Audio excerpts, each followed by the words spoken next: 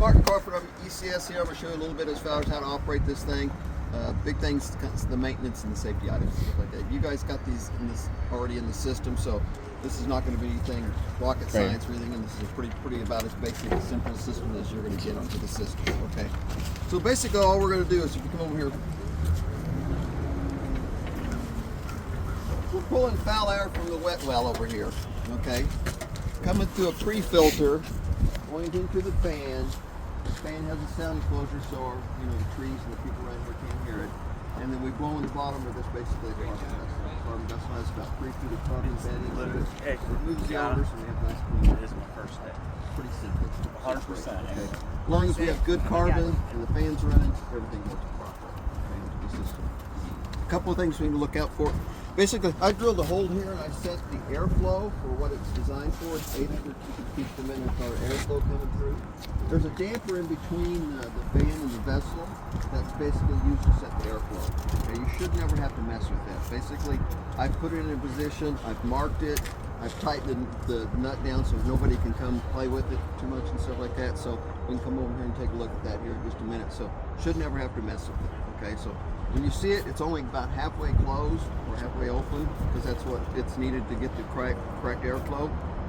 So don't come thinking, oh, it's halfway, that needs to be open or closed. Just leave it alone, okay?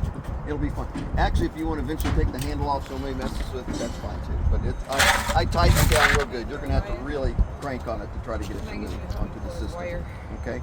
A couple items that we need to keep an eye out for is there's a pre-filter here. This has a filter pad into it, and you can access the door right here off of it. If we end up pulling a bunch of crap, greases, particulates, crap into it and stuff like that, this differential pressure will go up. When it's running about 1, okay? Kind of the general rule I have is when it doubles, is when you probably want to look at starting to pull it out and clean it, okay, onto this thing, so like that. So what all you do is take the knobs out. It's just basically a mesh stainless steel poly pad. You can hose it off, or if you pressure wash it, or if you want to use some soap on it or whatever like that, if it seems like it has grease on it, just pop it, put it right back in. Okay, and it's basically just to keep the crap from not getting into the fan and into the vessel. Okay, probably out of everything, that's probably one thing you just might want to check periodically and stuff like that, see what happens. There's automatic drains and you trace the stuff onto it, so any moisture and stuff should drain off of it and stuff like that, so you shouldn't have to worry about it too much on it. And it really kind of depends on how crappy the stuff is in here. I mean, if you're getting a bunch of maybe industrial greases and stuff, I see if you're working, if one of these systems are like next to a bunch of restaurants and stuff, I see a lot of grease build up on it. They're dumping grease in. Around here, probably you may never even have to clean it and stuff like that, but just something to keep an eye out for. The second thing is our fan. Our fan is basically housed in this nice sound enclosure so nobody can hear it. The big things that we got to worry about is what I call the B&B, belts and bearings, okay, onto the thing. Our grease points are right here on the front, okay. Quarterly one, we would give that 2 or 3 shots of grease, okay, onto it. The next side, those have extended loop lines so you don't have to mess with it too much, okay, onto the system. So come in here and give it a couple of shots of grease every quarterly and you should be fine. Fan run continually and stuff like that, and you don't have to worry about it shutting off and off. We'll go downstairs in a little bit and I'll show you the control panel and stuff like that. There's a few controls on it as far as how to operate it. The next item is the belt. The motor sits down here on the base, and the shaft comes through here, and the belts are on this back end, which you can get to this access door here. You have to take the panels off and stuff like that of the thing, but it's the belts are right there on the back end of that panel there. You get to. Okay. The motor's on a hinge base, so just hinge it up and stuff like that. When you take them off, put it on, tighten them back down, put everything back onto it. It looks very similar to it. Yeah. Typically year and a half or so, whenever it starts vibrating and stuff like that, sometimes they'll snap off and stuff like that onto it, but typically, like I said, year and a half or so, you might want to see about replacing the belts on it and stuff like that, just to keep it going onto it.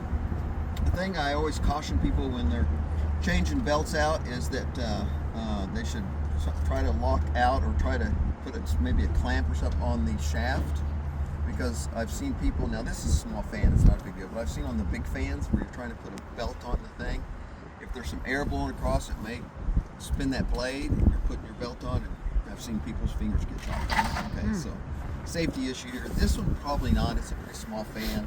I mean, it'd take a lot to probably get that fan blade go, but some of those big fans, all it takes is a little whisk across the stack. It'll blow some air back through it, spin that blade, and when you put it on, and you can take your fingers off and stuff like that. So just be careful.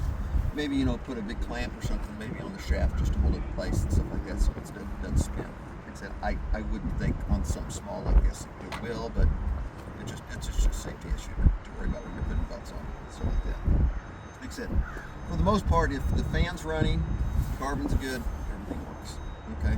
Keep an eye on the pre-filter as far as making sure if it gets dirty from time to time, you can change that out and stuff like that. So, like I said, typically what you do is maybe when you get everything job all finished up and running and stuff like that, what I usually like to do is take a Sharpie, and you can put a mark on here what it's running at.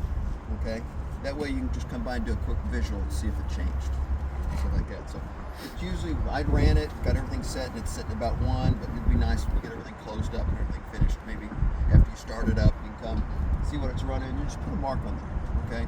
And then when you come by, you can check it from time to time. If it looks like it's starting to grow up, you know that you're starting to plug up and stuff onto the system. Pretty straightforward. Now, we have a little local shut-off and disconnect right here. So if the fan's running and you need to emergency shut off, you can shut it off right here, okay, and turn it off and on, okay, to the system. So we'll go down and start up and run it. Look like that. Everything's pretty much ready to go. And any questions so far? Does that hold water as well? What's that? The water should drain off. Okay, but it does have water in the tank with the carbon? No, there's no water in there. Okay. No. So it should be all dry media and stuff like that. There's an insulation. You see that fat part there? That's where the carbon bed is. So it's supposed to try to help keep the carbon bed warm so we don't get freezing and stuff on it. But one thing I will show real quick here. Somebody always asks me this question: how long does the carbon last? Good question. This is basically your inlet. This is your dirty air. If you wanted to just check and see what it is.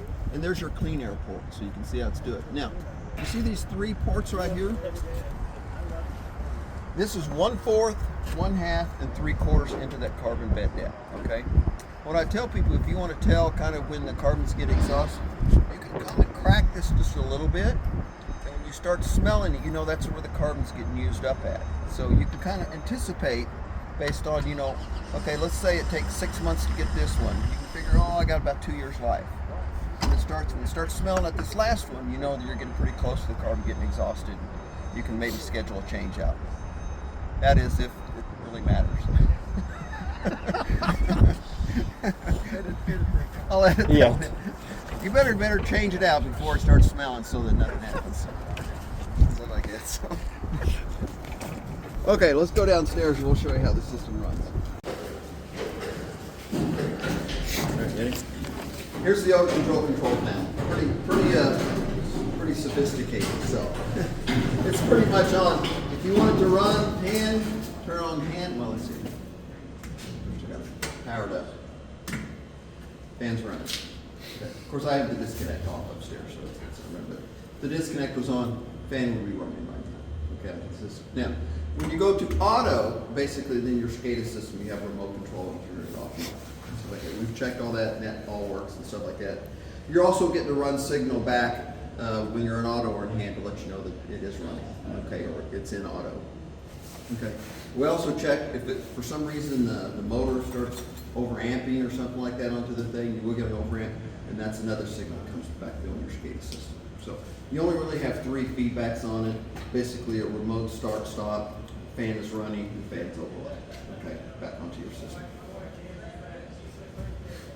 That's pretty much it. We're going to have everything labeled in here as far as yeah, I think it'll eventually say odor control and stuff like that onto the system. Like I said, then they have all the communications there, so but it, like I said, the eventual communications go back to your SCADA system as far as like that. So you can basically, most of the time probably you'll just leave it in auto and you'll probably turn it off and on, or just leave it on all the time in your SCADA system, control system onto this. Like that. And they're just monitoring. So the big thing is, like I said, if you take care of your fans and maintain it and change the carbon out when it's clean, everything works. Okay, it's about as simple as your refrigerator carbon, pulling it out. Change the carbon out, put the new cartridge in. All good. Any questions? So just like I said, make sure you grease the bearings quarterly.